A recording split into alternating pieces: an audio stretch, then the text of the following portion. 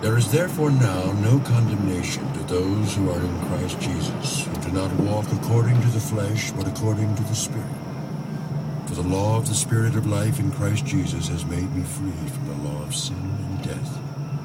For what the law could not do in that it was weak through the flesh, God did by sending his own Son in the likeness of sinful flesh, on account of sin.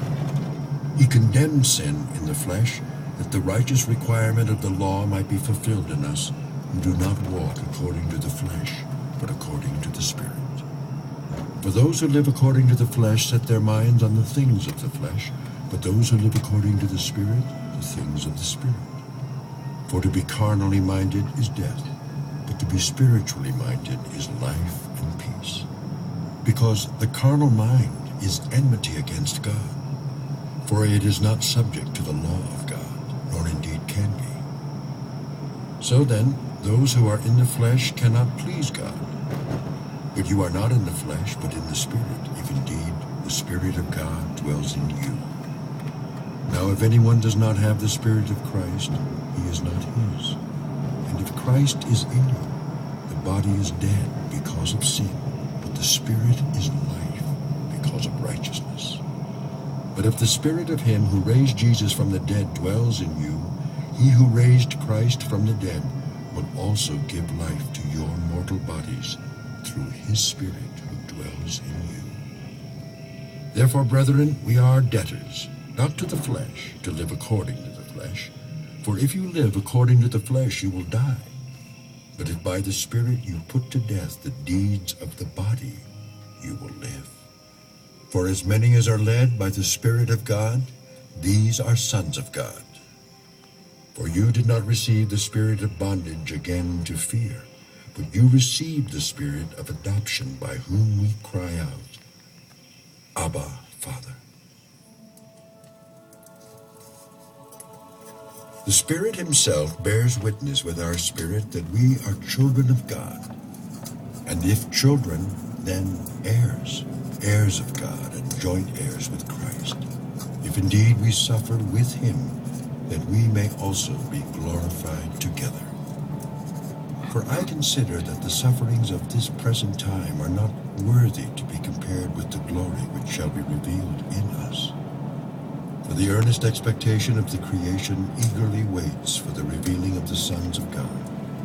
For the creation was subjected to futility, not willingly, but because of him who subjected it in hope. Because the creation itself also will be delivered from the bondage of corruption into the glorious liberty of the children of God. For we know that the whole creation groans and labors with birth pangs together until now. Not only that, but we also, who have the first fruits of the Spirit, even we ourselves, groan within ourselves, eagerly waiting for the adoption, the redemption of our body. For we were saved in this hope. But hope that is seen is not hope. For why does one still hope for what he sees? But if we hope for what we do not see, we eagerly wait for it with perseverance.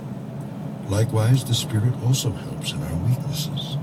For we do not know what we should pray for as we ought, but the Spirit himself makes intercession for us with groanings which cannot be uttered.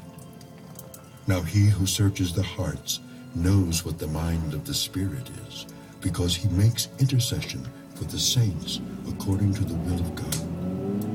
And we know that all things work together for good to those who love God, to those who are the called according to his purpose. For whom he foreknew, he also predestined to be conformed to the image of his Son, that he might be the firstborn among many brethren. Moreover, whom he predestined, these he also called. Whom he called, these he also justified. And whom he justified, these he also glorified.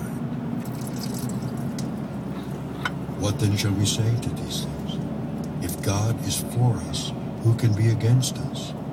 He who did not spare his own Son, but delivered him up for us all, how shall he not with him also freely give us all things? Who shall bring a charge against God's elect? It is God who justifies. Who is he who condemns? It is Christ who died, and furthermore is also risen, who is even at the right hand of God, who also makes intercession for us.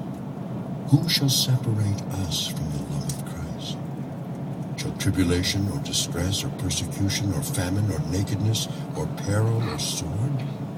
As it is written, for your sake we are killed all day long. We are accounted as sheep for the slaughter. Yet in all these things we are more than conquerors through him who loved us. For I am persuaded that neither death, nor life, nor angels, nor principalities, nor powers, nor things present, nor things to come, nor height, nor depth, nor any other created thing shall be able to separate us from the love of God, which is in Christ Jesus our Lord.